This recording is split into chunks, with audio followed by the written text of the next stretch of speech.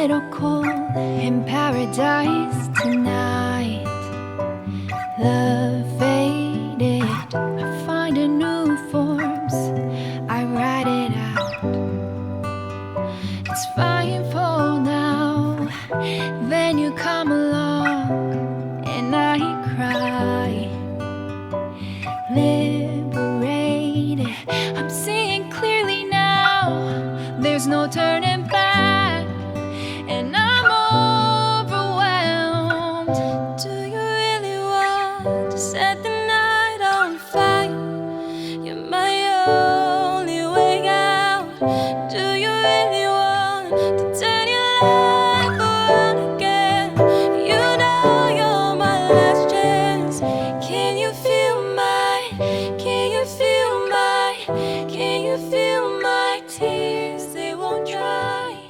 Can you feel my, can you feel my tears?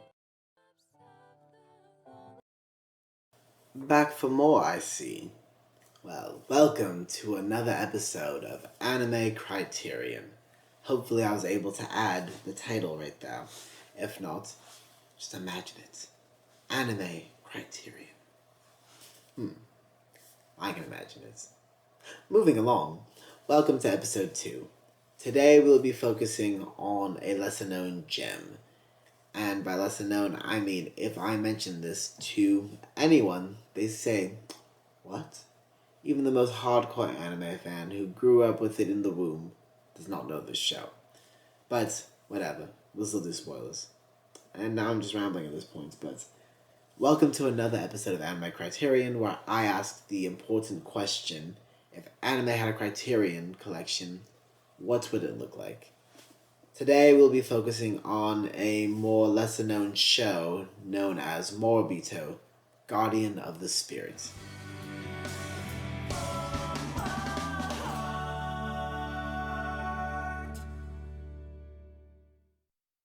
The anime is based on the first book in a series written by Naoko Uehashi, and is the story of a female bodyguard named Bolsa, who has vowed to save the lives of 8 people to make up for 8 lives taken in the past. At the request of the Empress, Bolsa is tasked with protecting her son, Chogum, from assassins hired by the Emperor. Why would a father wish to kill his own child? Well, there are many reasons a parent might want to kill their own son. Maybe they're the bastard child of Zeus, or maybe they're threatening to take over the throne, or maybe they just look ugly and you want to hide the family shame. We've all been there. But in this story, none of those are true. The sign of drought has appeared over the Shin Yogo Empire, and Chogum is believed to be possessed by a water demon, the Cause. By killing him, they believe they will save their land, and so begins our journey into this world. Bolsa must defend the prince from assassins, risking the safety of the entire empire while doing so. So, why does this belong in the Criterion? Well, one goal of this channel is to highlight hidden gems that, have come and gone that you may not have seen. And I personally believe that Moribito, Guardian of the Spirits, is one such gem. And for all of those, all of you viewers who have seen it, well then, congratulations! And you deserve to be in a Criterion collection of your own for wonderful people. But for the rest of you, shame on you. For those unaware of this fine work of anime, Moribito is a show rooted in nature. And by that, I mean it highlights the great importance of working with nature and finding a balance between the needs of people and the needs of the world, allowing for harmony to form.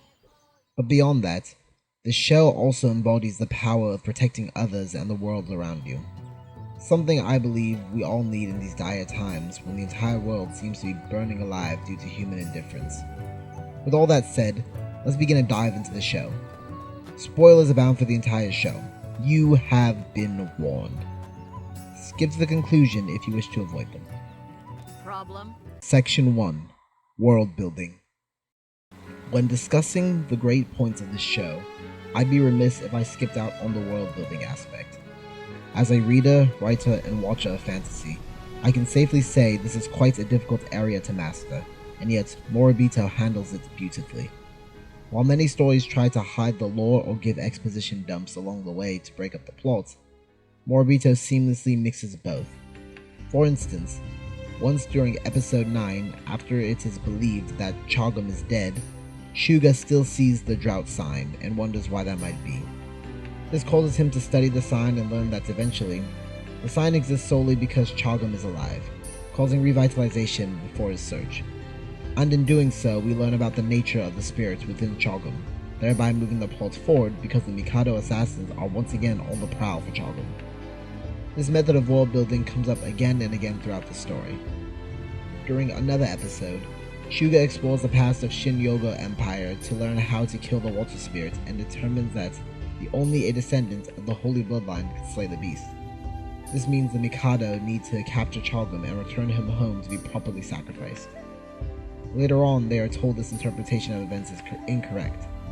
Shuga risks his life as a Star Reader in order to determine the true course of actions, which leads him to finally understanding that their entire history was just a clever fabrication meant to give legitimacy to the new emperor as ruler over the indigenous peoples of the land, the Yaku. And by the end, the viewer has learned about the entire creation of the Shin-Yogo Empire, without the pace of the story slowing down. This continues even on to the penultimate episode when they incorrectly identified the place of feasting as the place of celebration. And this last bit characterizes the nature of birthing a water spirit. Certain individuals from any random species are chosen to become the guardian of the spirit and carry an egg to the place of celebration, where the misnomer egg eater tears the guardian apart and spits the egg into the sky for a bird to take away and carry it to sea. It shows the cycle of nature in an unapologetic grace seen very rarely in stories. And the anime never has to spell out the cycle of nature, but you the viewer can easily put 2 and 2 together because overall, this show knows when to tell you something and when to show you something, prioritizing show much more over tell. What rarely even gets mentioned in the show is the spirit world coinciding with the real world. The only peek we have into this other realm is mostly through Madame Toragai's eyes. She communicates with the spirits and is one of the only people that know the workings of the spirit realm. And what this creates is a rich, vibrant world full of life with or without Bolsa in it. Section 2. No More Villains.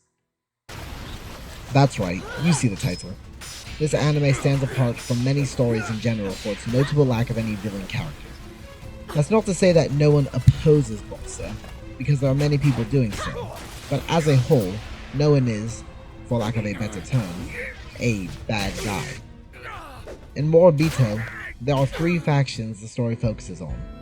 In one faction, you have Bolsa and Chogum, another one, the Mikado Assassins, and the final faction is the Star Readers.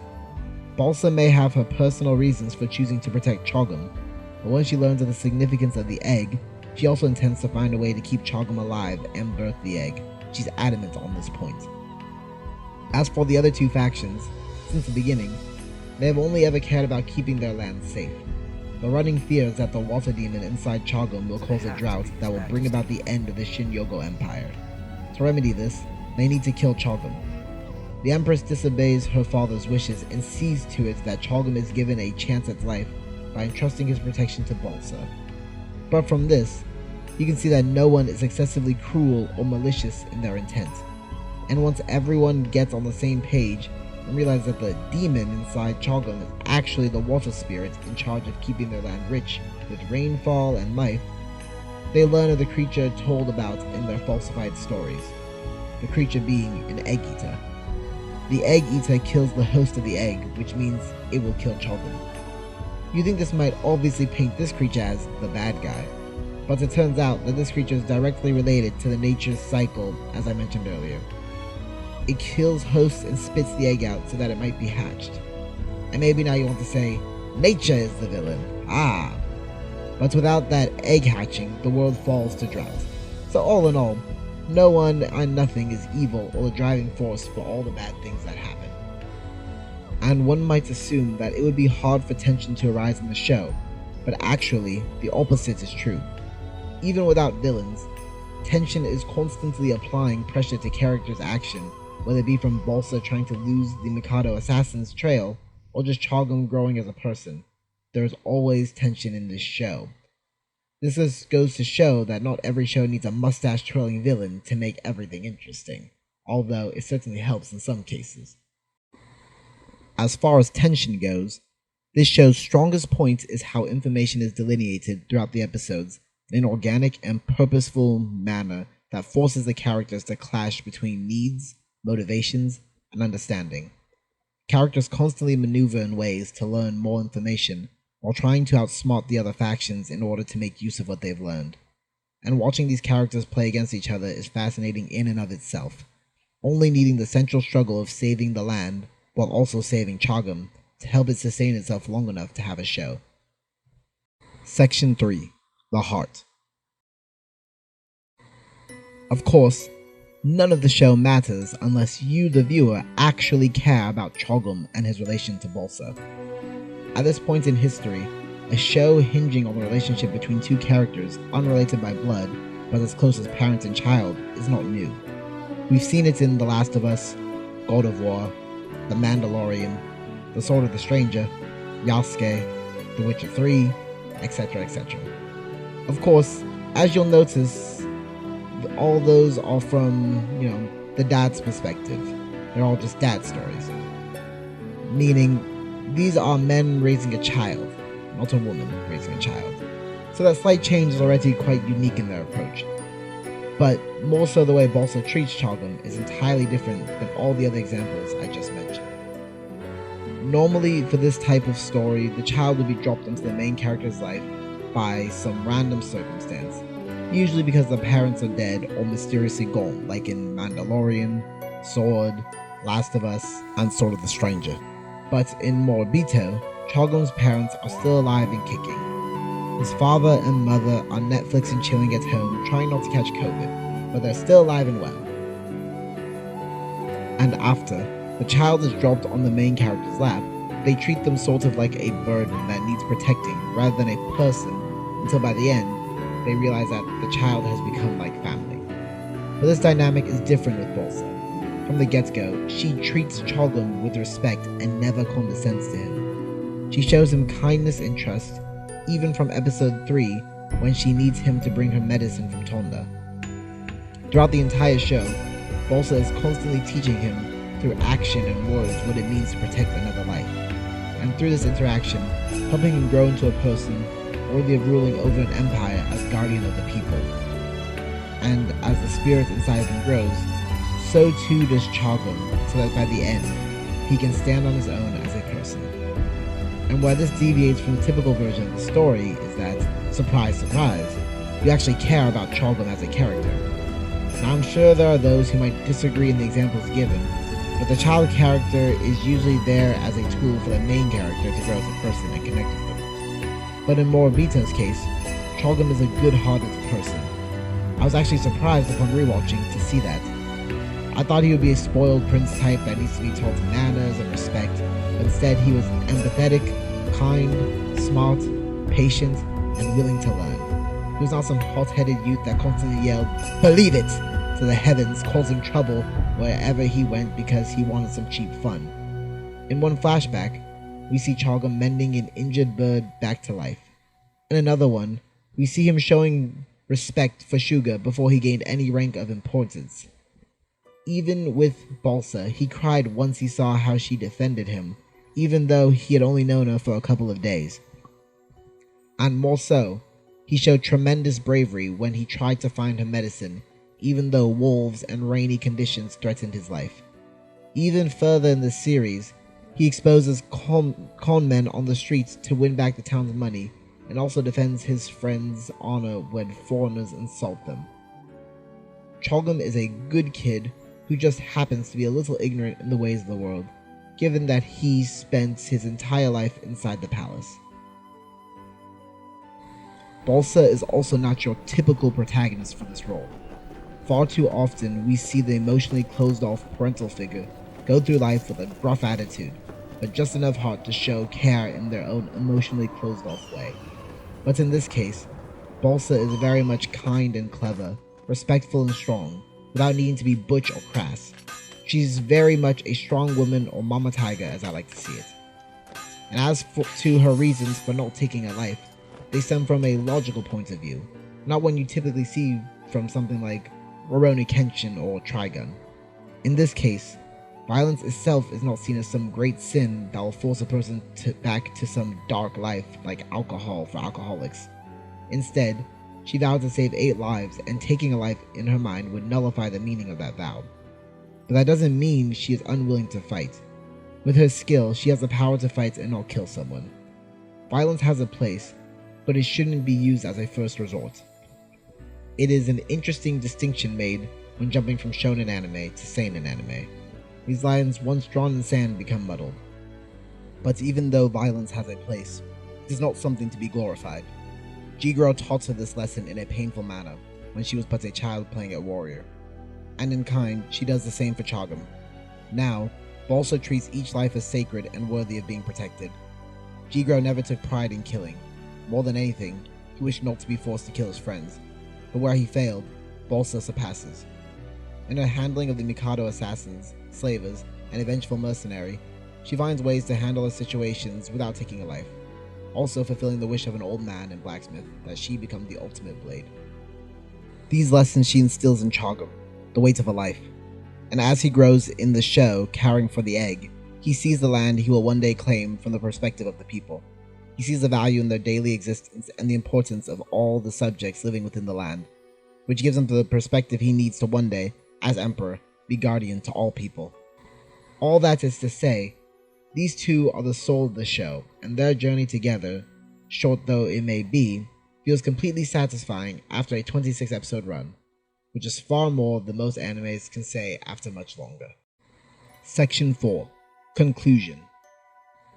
Moribito is a show jam-packed with lore, history, and rich, full characters that make its world feel real and lived in. Not a single episode is used as wasted space, which I find even more amazing because the creator said when adapting, the show would only be somewhere between 13 to 15 episodes. That means he decided to add extra episodes to fill in the 26 episode mark, and it does not disappoint like many other shows might. So what do we have by the end of the show? While people can take away a lot from shows, even those with nothing to say, I think in Moribito's case, we should take away that, while we may think violence begets violence, the same can be said for kindness. In the same way Balsa was protected growing up, she protects Chagam and instilled the lessons of being a guardian in him. So if and when he becomes emperor, he too can use those lessons to protect his people. And I think that is something we can all remember. Pass on goodwill and kindness to others, and they may feel inspired to do the same. The other big takeaway from Moribito, I believe, is the lesson that we should never forget the past. The show presents the dangers of doing so as the whole premise for the story. The Shin-Yogo Empire attempted to rewrite history for the sake of politics, and as a result, in the first episode, they very nearly caused the drought they wished to avoid that would destroy their land. Had they remembered the proper history and learned from it, a very different story would have been told. Well, that's all I've got for you for today. These were the traits of Moribito which I personally found to be unique and exemplary. Feel free to disagree or maybe agree, what a concept, in the comments below over there, and wherever you might find them. I believe that this is a hidden gem that deserves, to be seen and loved by all of you wonderful viewers out there, and it certainly deserves a place in the anime criterion. Thank you for your time. I am Phantom Thief Black as always. Good night.